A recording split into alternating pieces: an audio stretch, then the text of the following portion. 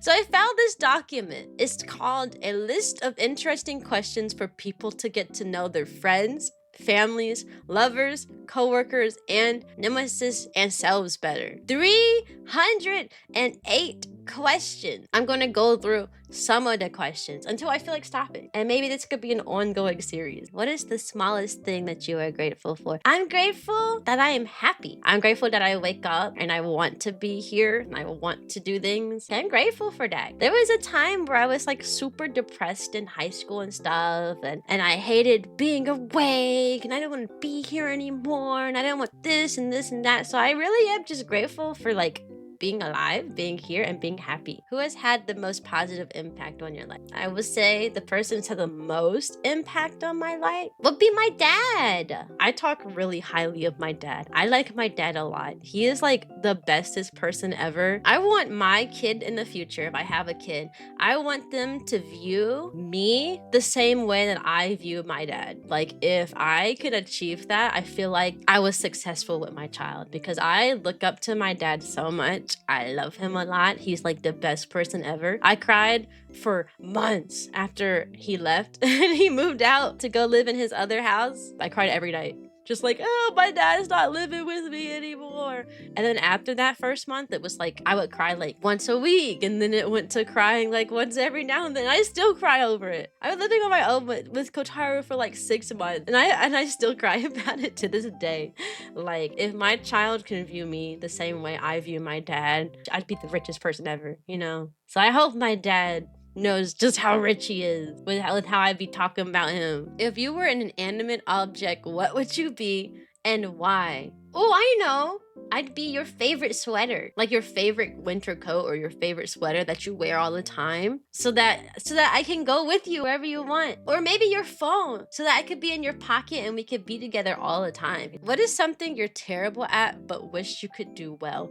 Oh, that's an easy one. Graphic design. Y'all have seen my thumbnails. I'm really bad at graphic design. I'm bad at color theory, so I'm really bad at making colors look good together, which means by default, any graphic I try to make looks bad. And it pisses me off that I'm so bad at it. I keep trying to make these thumbnails and they don't do well because I don't make good thumbnails. What is the quality you admire the most and the person you dislike the most? The people I dislike the most are at my job. The thing that I admire about the person I dislike the most is how assertive they are. The people that I dislike a lot tend to be people who are more on the confrontational side. The type who try to confront you over things they really should not be confronting you over. Things that like doesn't matter. You know what I mean? And I really admire their ability to confront somebody when they feel like something's bothering them. I do admire their ability to just speak up and be like, hey, this is an issue. You need to fix it. I do admire that because I don't speak up a lot of times if something's bothering me, or I will, but I'll be very quiet about it. I'll try to make it seem like it's not a big of a deal, even if it is. So I guess I admire that they are able to speak their mind. What are the books, movies, or games that never get old and always make you feel better when you're down? I would say Taiko no Tatsujin, playing rhythm games when I'm really sad is what I tend to do. I will be like crying because I'm really upset about something, and then I'll pick up my little taiko drum and I'll just start hitting it and playing Taiko no Tatsujin. I remember when I was going through it in high school over these like scholarships and stuff, and I was really upset. I was like, I'm never going to get into college. None of the schools want me. And I would put my headphones into my little Switch and I would play Taiko no Tatsujin. I would be crying while playing my little drum. That's what I do. Rhythm games are my comfort food. If you could change one thing about yourself physically, what would you change? When I gain weight, goes to my little tummy pouch that's like right under my belly button, and all my weight goes there. Every time I gain any ounce of weight, any like 1 or 2 pounds, it goes there. So if I could change one thing about myself physically, I'd get rid of the tummy pouch. Boop the dog on the snoot. That's not gonna fix my tummy pouch. You know, some people wear like dresses that are tight or that fit like the frame of their body. I don't like wearing those because every time I do, I have a little straight line of a figure. It starts to curve a little bit and then boom, tummy pouch. And it looks so awkward. I hate it. I hate my tiny tummy pouch. I know some people like that. I do, but I really don't. What single event or decision do you think most affected the rest of your life? Was there a turning point in your life?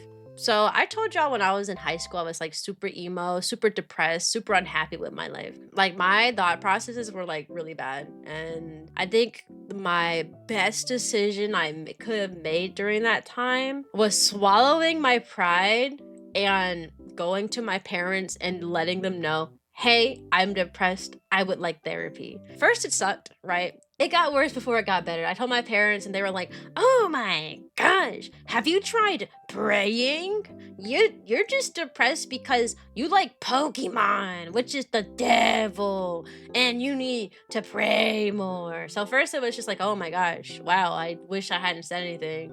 And then it was, you need to eat more. And I was like, wow, thanks. But then eventually I kept begging my parents, I kept like constantly, I want therapist. I want therapy. I want therapy. I kept constantly egging them on about it. So eventually it was like, okay, you want therapy? Fine, we'll get you therapy. And first it started off with my parents taking me to church therapy. So they took me to a church to get one of the little counselors, which was a terrible decision, by the way. Terrible decision. Church counselors, they're not qualified. They're just people, right? They're just people who want to help out, which I appreciate that. I appreciate that churches have like free services, but at the same time, again, they're just people. These are just like normal people. They're not like qualified for nothing. They just want to help out. And so my first therapist was a quote unquote church counselor, and she did absolutely nothing. I mean, she used to make things worse. She was constantly threatening to just take me to the hospital. And I was like, well, girl, why are you here then? If every single time I open my mouth to say I'm sad, she goes, Cyan, I'm so concerned about you. Do you need to go to the hospital? I'm like, no, I'm here to talk to you. And then she would start talking about herself all the time. Like then she would start talking about like her best friend did this. Oh, I'm so mad about that. And blah, blah, blah. Yeah, so church counseling sucked. And I remember telling my mom, I said, Mom, I can't do church therapy no more. This lady is the most unhelpful lady ever. Can I please get a real therapist? And she was like, okay, Cyan, we'll try to get you a real therapist. So then I finally get a real one. And I walk in to the place at the new real therapist. And the place is like a stereotypical like therapy office, one you see online on like a TV show, right? When they talk about therapy, you know, like those like big fuzzy couches you sit at, like the little, there's like a little waterfall like lamp in the background. See all these little stones and rocks and stuff. It's literally like the TV version of like what a therapy office is. I went there one time, told the therapist lady all my feelings, shared everything with her.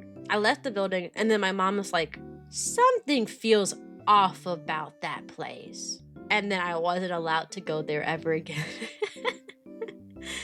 She said it didn't feel right, but to be fair, she explained to me why it didn't feel right, and I was like, that's valid. See, the place was like locked up really tight. Like you look at the windows were like barred shut. The doors to get in and out of the place were like locked up. Like we had trouble finding a door that was unlocked, and we couldn't find one that was unlocked. We had to like call somebody, have them open the door for us. And my mom was like, why are there so many locks and nuts and bolts in this one building if it's supposed to be helping us for therapy? So that happened, but then I finally got like an actual like good therapist on my third try. It took three tries to charm. All right, and my third lady, she was really sweet. Like I really loved that girl. She was the one who convinced me to get psychiatry and to, you know, start taking meds and stuff. Got like the formal diagnosis now. Like it was nice. Anyways, that was a long story. But yes, that was the turning point in my life, asking and begging for therapy, okay? After I got therapy and I got my meds, I was able to turn my mental health around to be the happy girl I am now. Do I always recommend meds? No, I don't always recommend meds.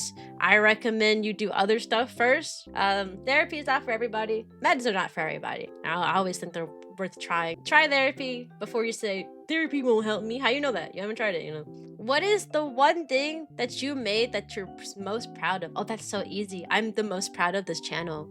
I'm so proud of what I have done as Cyan. Like, I'm really happy with like my branding. I'm really happy with how my like channel and stuff is going. I mean, look, we have 28 people watching right now. Like, I never expected to actually stream to a community when I first started off streaming. And like right now, my YouTube videos are starting to do well. I only recently started making like YouTube videos, and they're starting to get somewhere.